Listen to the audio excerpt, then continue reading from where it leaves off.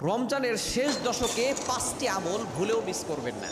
রমজানের শেষ দশকে নবীজি সাল্লাল্লাহু আলাইহি সাল্লাম এমনভাবে ইবাদত করতেন যে তিনি কেমন যেন হাদিসের ভিতরে এসেছে, আমাদের আয়েশা রাদিয়াল্লাহু তাআলা বলেন যে তিনি তার কোমরে গামছা বেঁধে নিতেন, অর্থাৎ শক্ত করে বেঁধে নিতেন। তিনি এমনভাবে ইবাদত করা শুরু করতেন, সারা রাত তিনি জেগে থাকতেন, জেগে জেগে ইবাদত করতেন এবং পরিবারের সকলকে তিনি জাগিয়ে তুলতেন।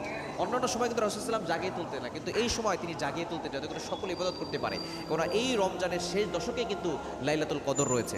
আমরা শুধু লাইলাতুল কদর 27 রাত, আপনি এই 21-এর রাত, 23-এর রাত, 25-এর রাত, 27-এর রাত, 29-এর রাত, বেজোর রাতগুলোতে তালাশ করবেন এবং প্রতিদিন আপনি আমল করার চেষ্টা করবেন। এই 5টি আমল ভুলেও মিস করবেন না। নাম্বার 1, 1 নাম্বার হচ্ছে আপনি একটি দোয়া পড়বেন, কেননা যে কোনো রাতটা লাইলাতুল কদর হয়ে যেতে পারে। এজন্য আল্লাহর কাছে দোয়া বেশি বেশি করবেন এবং একটি দোয়া বেশি করবেন। আম্মা আয়েশা রাদিয়াল্লাহু তাআলা আনহা নবী সাল্লাল্লাহু আলাইহি ওয়াসাল্লাম জিজ্ঞেস করেছিলেন, ইয়া রাসূলুল্লাহ, ইয়া হাবিবাল্লাহ, যদি আমি